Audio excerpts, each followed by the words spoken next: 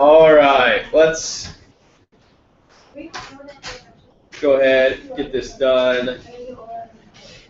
So before we start moving on to new things, let's talk about some old stuff. What are the three major types of government? Olive Garden, aka oligarchy. And what's an oligarchy? Small group of people holds power. What else? Monarchy is not one. It is a part of what? Autocracy. And what is an autocracy? One person with all the power. And then we have the third major type. Democracy, not demonocracy. All right? Democracy. What is important about democracy? People have all the power. People are the ones that rule it. All right? Then we began to, you say people are stupid and aren't able to make decisions? Ooh, you're going to love what we're going to talk about today then. Because we take all the power away from the people and give it to the government today. All right, what are the 5 main characteristics of capitalism? Private ownership of stuff. Free enterprise, so the ability to make your own economic decisions. Competition among businesses, probably the most important part of it, so that we continue to drive prices down and forward. Freedom of choice, you can buy one thing over the other for any reason that you want. 5. Possibility to make some cash. Yep. All right. And then we talked about free markets. Excuse me. I already got sick once, and if I get sick again, I'm going to be so sorry. All right, uses a free market. And what was the example I gave you of a perfect free market? Those are pure. A flea market, yeah. A flea market. Yes, a flea market is where buyers and sellers are the entire economy. They get to decide how much is paid for any good at any given time. All right? And then we talked about Adam Smith and his tight curly hair, right? And that he coined the term laissez-faire, which means not hands off, but let alone. Okay, let it go. So Adam Smith said, government, don't mess with the economy. We're going to learn about a guy today that said, government, you are the economy. Take control. Be in charge of everything. Okay? He talked about this. Adam Smith talked about this in his book, Wealth of Nations. And for the first new information of the day, we talked about competition is the basis of capitalism, correct? Yeah. Probably the most important part about capitalism. But the last thing on this slide and the first new thing of the day, the world has no pure capitalist systems. Nowhere in the world is there an example where the government does not have some form of control over the economy. But the United States is the closest example of this. We have the least amount of government interference in our economy. So if you're looking for a capitalist system, you're not going to find it. Okay. Maybe not. North Korea is perfect. Yeah. America. Keep it a unitary system. I'm just saying, it works. And we'll learn a little bit more about how North Korea works.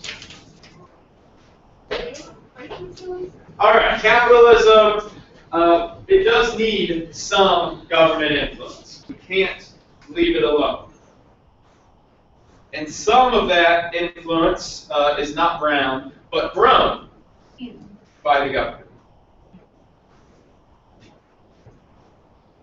Government, specifically the United States government, has grown to the single largest buyer and seller of goods. The U.S. government has grown to the single largest buyer of seller in goods in the United States. Does that shock anybody? Buyer does not shock me. Seller is what shocks me. Because what is our government selling? Guns and drugs.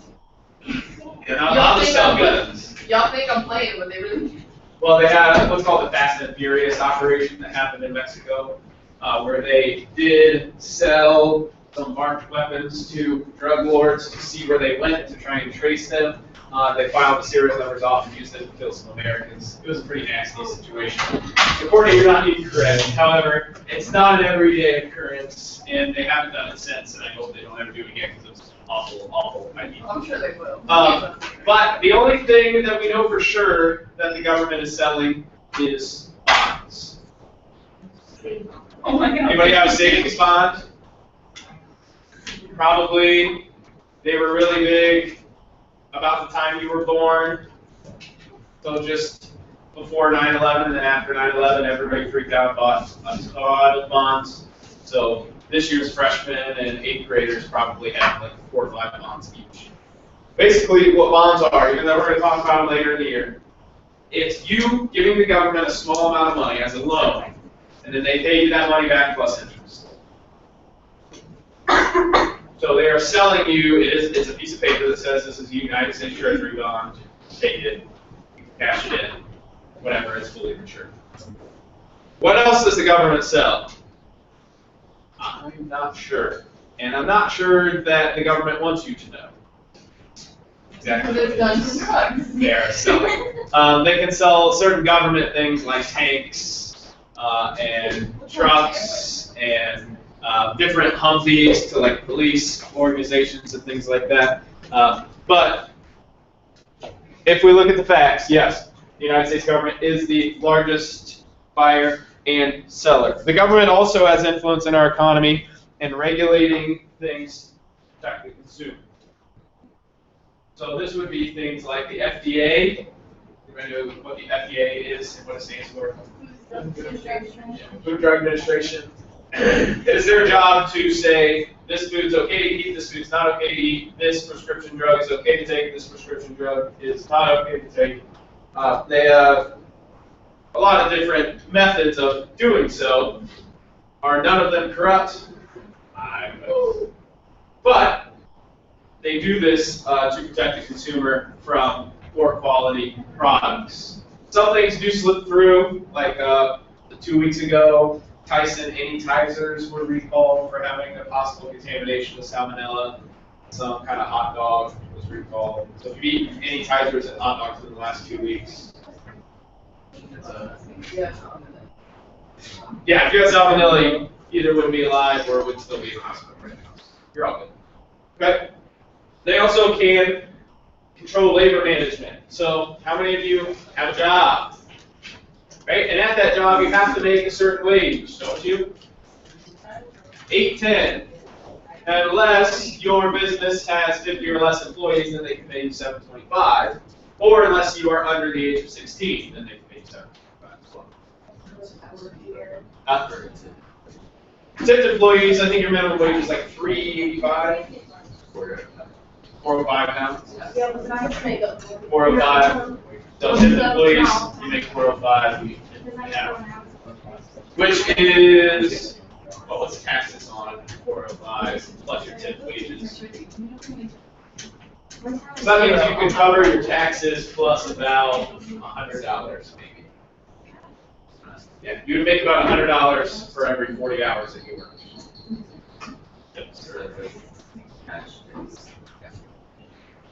So that's why whenever you have cash to give as a tip, do it. Even if it's less than what you would give on a credit card, because they don't have to claim it on their taxes, and actually giving them $5 cash is giving them more money than giving them $6 on the card. Because that $6 gets taxed, and it's actually going to be like $4.15 after it's taxed. All right. Any other labor management things? Like how many of you were forced to work when you were a child? None of you. In North Korea, yeah, it happens every day. Children as early as ages 6 are sent into factories to fix machines because they are the only people small enough that can fit into those machines. Do they turn them off? Not normally. Yeah, They'll shove a kid It's in the legit, yeah, they will work. In North Korea, people are just moms, they just use them until they're done, and then they use somebody else. So. That's whatever, that's how America works, we just a little different about it. Well, we don't do it with kids. We do Oh, it. yeah, as soon as you but we have don't do it a with kid, kids. oh. Pollution is another one. So a big thing people are still upset about for some reason is that Ford Motor Company started making their trucks with aluminum rather than steel. And the reason they did this was because there are certain pollution regulations in the United States. It says that by a certain model year, a vehicle has to get so many miles per gallon for every occupant of the vehicle or for the weight of the vehicle. So in order to do that, Ford had to make their trucks aluminum body. Now they get insane gas mileage for a truck. I mean, it's over 30 miles per gallon on the highway for a truck, which for those of you that drive trucks know that's absolutely insane. Yeah, I got about 18 in my diesel when I had it, and that was crazy hot. My uncle had a 95 Silverado, and I got 8 miles per gallon. H2 Hummers, when they first came out, got 6.5. Yeah, that's pretty crazy. So now that we can drive a full-size truck that can seat 6 people and have a 6-foot bed for 30 miles per gallon, that's a pretty good feat. But there are some trade-offs and rigidity and structure. Okay? Wait, what? Rigidity and structure of the vehicle. They can also regulate investments. So how many of you know anything about retirement and how it works? Okay, basically here's how retirement works. My retirement is I pay money into what's called STRS, School Teachers Retirement System. And people that are in charge of the fund that all the teachers in Ohio have, they invest it in certain things and they make money and they make it grow. And then that's how they pay your wages at the end when you retire. All right? The thing a lot of people don't know at your age is that when that money comes out, it comes out before taxes. So I have my lump sum, whatever I get paid a week. Before anybody takes any taxes, they pull out whatever I'm putting into my retirement, and they put it over here, and then they tax whatever's left. It's a good thing because you're being taxed at a little bit of a lower rate because some of your income is missing. The problem with it is when you go to pull it out to retire, it gets taxed. It gets taxed on the way out. Okay? And there's no option for you to tax it on the way in. And the reason that happens is because the government doesn't want you to just stop paying taxes altogether once you retire. Okay? So it's more to tax it like altogether. Probably. kind of, because you only it gets taxed a little bit at a time as it comes out. So every month you get your retirement check, they pull whatever taxes out of it. But taxes could go up by then, right? They could also go down. It depends. Totally depends. And that's what investment is, like retirement investments. So they can regulate that and force you to pay your taxes when it comes out. They also have government influence on like Social Security, unemployment, other social programs. So we have Social Security. Anybody know what Social Security is? It's basically a retirement account for people. Paying Social Security your whole life, you can claim Social Security after you're 55 or after you retire. That does not come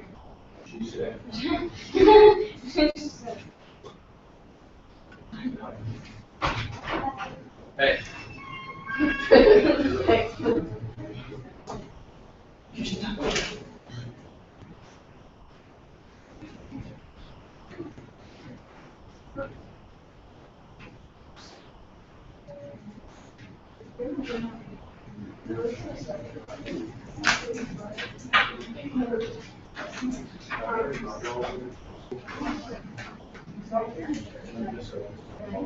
$7 ticket. Oh, it's like the law passed. I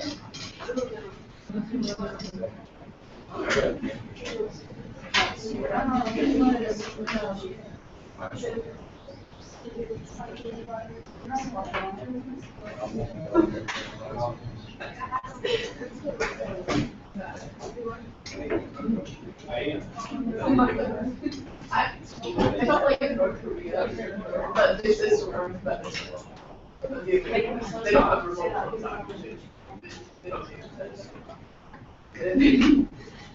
Okay.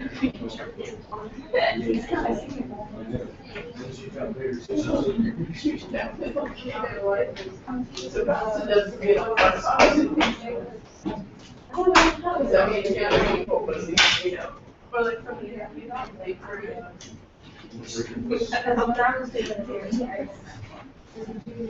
We don't actually use them.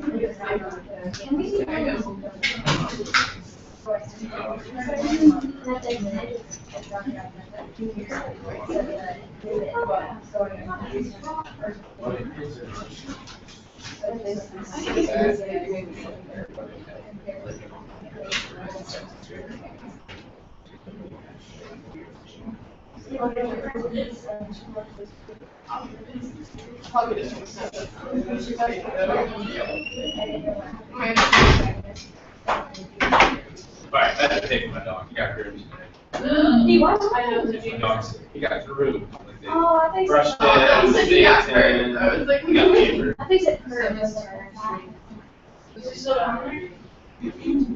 Yeah. Where's your dog at? Yeah, she's done, so I'm gonna go bring him up here. Oh. Alright, Yeah. mix. You know, we got in trouble for having our man. You think I'm not coming down here after family time? I'll leave him down there for you guys to see. But I'll take it. Alright, mixed market economy. This is what the United States has. Alright, mixed market. And this is what every capitalist society has because there are no pure capitalist societies. Alright? If you had your phones out, you can put them back now. I'm sorry. I know. There was a second where it was okay. Put them away now. Combination of free enterprise and government decisions. So, you are allowed to make decisions under free enterprise. It's up to you. You can make your decisions. But the government also has power over some of those decisions.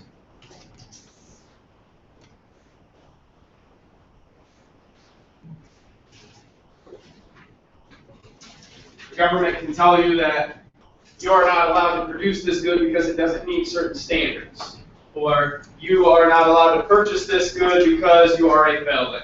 All right? Something like that. The government is allowed to regulate those kinds of things. Okay? And now, Courtney's time to shine. Socialism. Now, before we officially move to socialism, I want to recap. What are those three major questions that need to be answered on every economic system? What and how much to produce? What are the other two?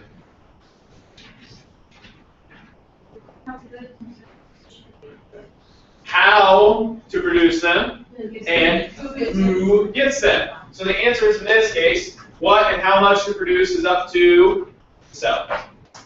How it should be produced is up to the seller and a little bit of government as long as they follow regulations depending on the industry. And who gets it is up to the buyer and the seller. So it's basically anybody that can afford it. All right, so most of those answers were buyer and seller, correct? The answer to every single one of those questions under socialism is the government. Socialism is where the government owns the basic means of production, determines how those resources are to be used, so what and how much, distributes the products and wages, who gets it, and provides social services such as education, healthcare, and welfare. So under socialism, the government is in charge of producing all of the things. Every factory is owned by the government. The government gets to decide what's produced there, and they get to decide how much of what is produced there should be produced. They also get to determine how the use of resources should happen. So let's say, for example, you are on a piece of land. They find oil on that land. Guess who gets that oil? In socialism, the government gets the oil. Because you're not allowed to own land under socialism. No one is allowed to own land. The government owns it all. Government owns it all. The only thing they can do is lease you that land. And you lease that land, you pay your money to use that land, and then when you die, it becomes the government's again, and then they can lease it to somebody else. Or demolish it. Or they can kick you out anytime they want. This happened during the Sochi Winter Olympics, right? Anybody know what happened in Russia in the Sochi Winter Olympics? Since they owned all the land, they just said, hey, people that live here, get out. We're going to build an Olympic village. Where did they go? Who cares? Not the government. They moved somewhere else and did something else. That's how socialism works. You don't have any rights at all. The government controls everything. They also get to distribute products and wages. So how many of you are going to school and getting an education so that you can get a job that pays well? If I told you you could get paid the exact same looking burgers as you do as a doctor, how many of you would actually go be a doctor? That's socialism. The government redistributes all the wages so that everybody is making exactly the same amount. Seems crazy to you, right? The logic behind it is that there is a job to be done. Every job needs to be done. So what they do is this person is doing a job and this person is doing a job. They both need to get done, so they both get paid the same. That's it. Sounds pretty crazy, right? No. Doesn't sound crazy? Yeah. Socialism has three main goals: to distribute wealth and economics, I should say, equally among people.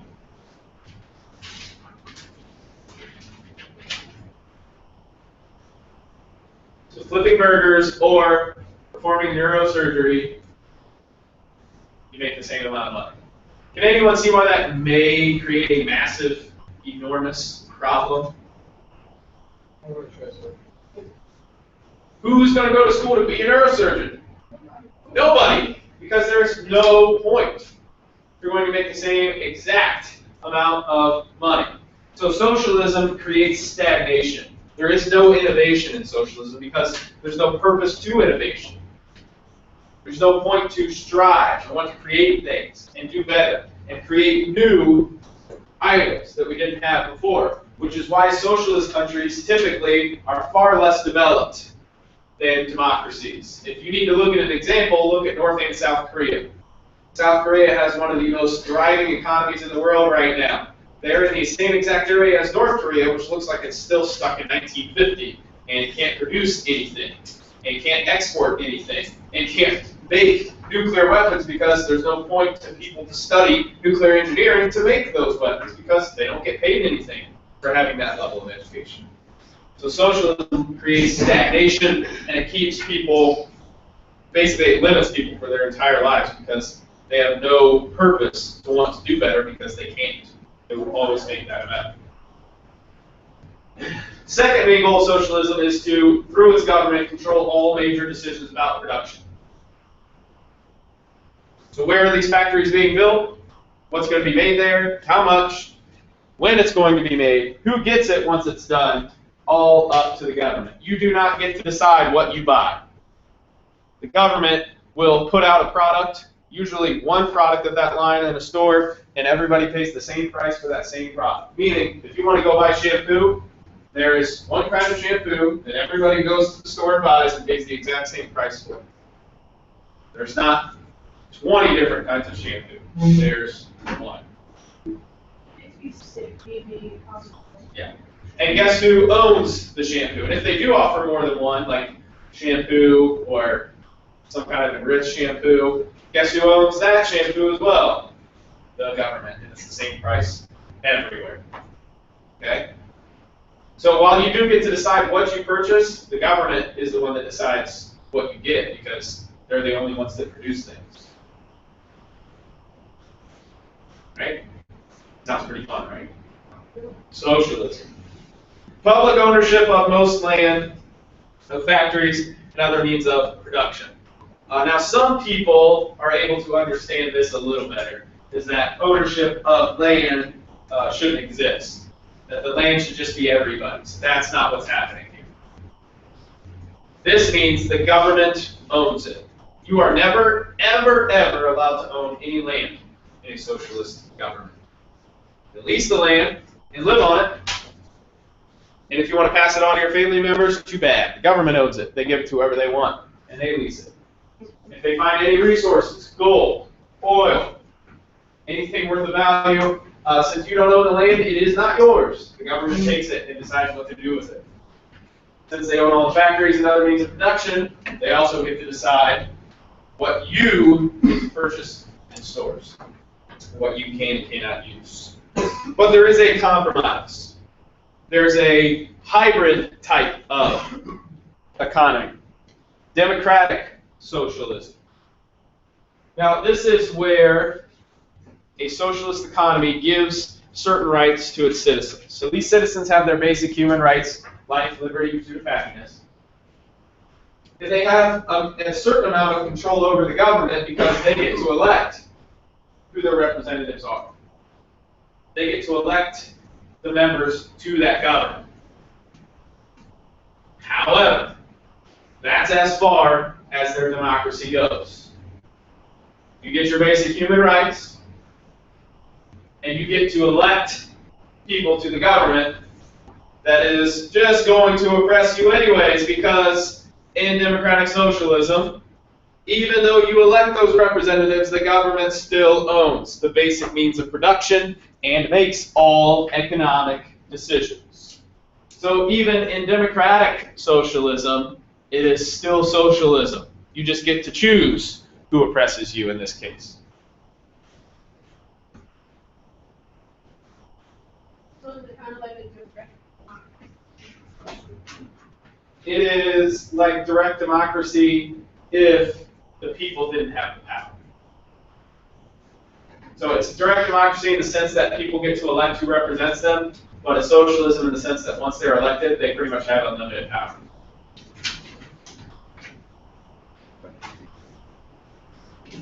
All right? Sounds pretty fun, right? So how many of you want to live in a socialist economy now?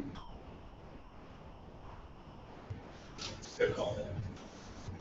I'm just saying, I want my government to be a company. They wouldn't be a problem.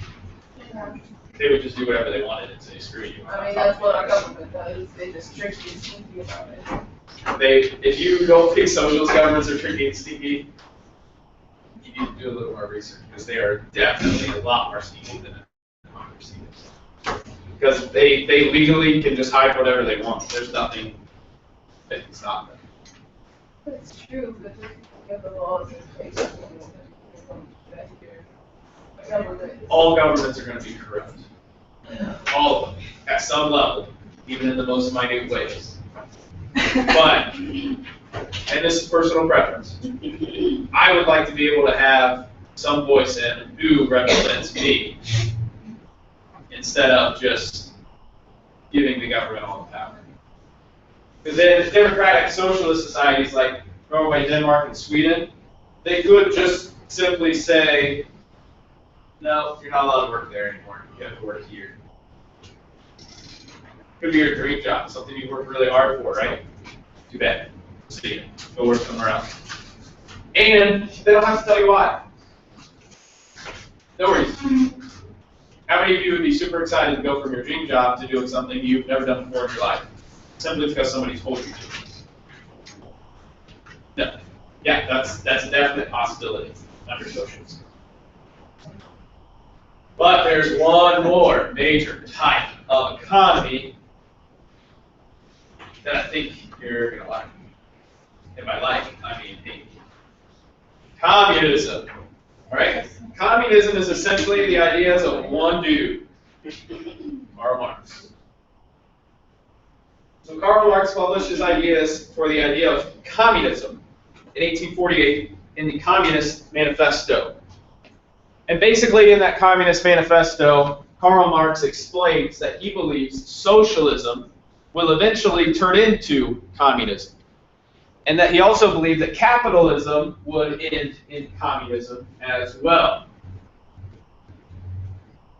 And in this book, one of his main themes was violent revolution. Kill them all. Okay, he's kind of like John Locke in the sense that he wanted to overthrow government violently. But he wanted to do it a little differently. John Locke was saying because the people were being oppressed. Karl Marx is saying because the poor people are being oppressed. Right? He believed that industrialized nations were separated into two categories. The bourgeoisie, or the people that own stuff and have a ton of money, and the proletariat, poor people, people that work for the bourgeoisie. All right? And if on your computers this shows up as misspelled, it's because this is the female possessive pronoun of bourgeoisie. The male possessive pronoun doesn't have the IE on it. It's kind of like fiance. It's spelled differently when you're talking about a male or a female. Okay? So that would be a female rich business owner. And this would be a male rich business owner. Does everybody know the difference on the word fiance, by the way?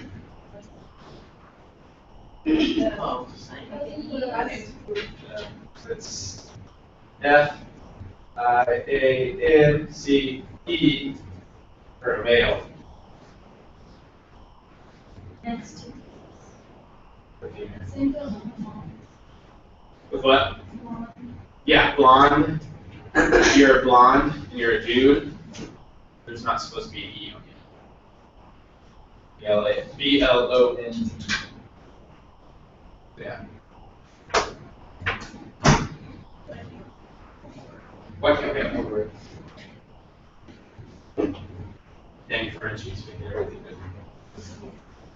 So, yeah, Marx believed two categories, the rich and powerful, and the poor and working. And because he believed that the bourgeoisie wanted all the power and all the money, he thought that they would never pay the proletariat a wage that would rise above subsistence, which means they would never pay them any more than what they needed to survive and get through life and die.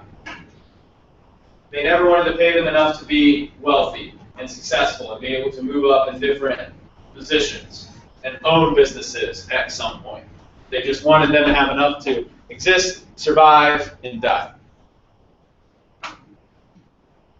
And because of this, he believed that a smaller and smaller group of people would eventually control all the means of production.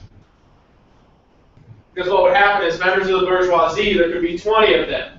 And then one of the members goes to the other member and says, hey, I want to own your stuff. I'll buy it from you, and then you can just go relax for the rest of your life.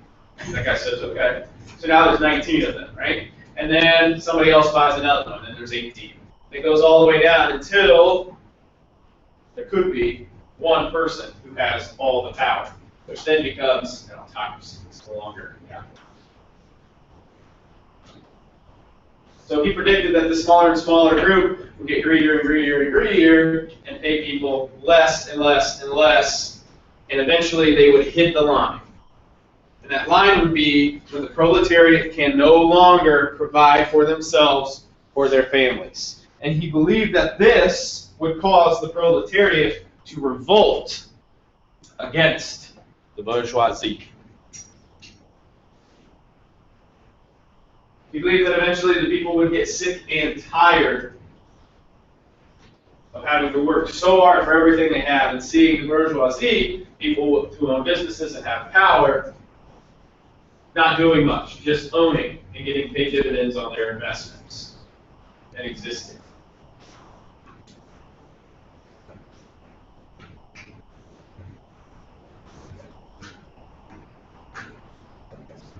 How many of you have ever heard of Karl Marx before? Yeah, Marx was a guy with some pretty radical ideas about communism. And communism is slightly different than fascism.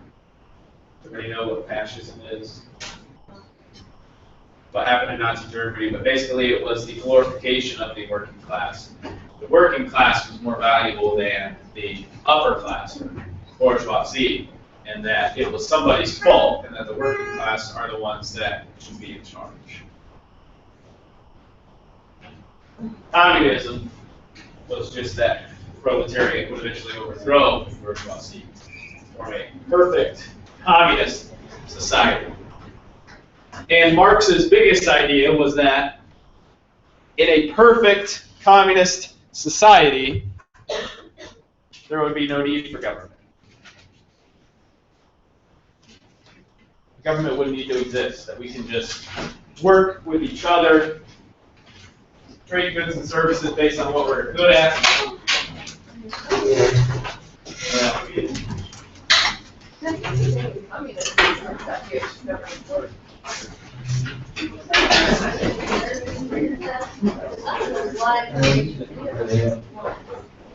I'm really nervous, because that's a lot of time. You have your assignment from section 1, your assignment from section 2, and then we're doing a Vine quiz for section 3 and 4, and then we're going to do some review as well.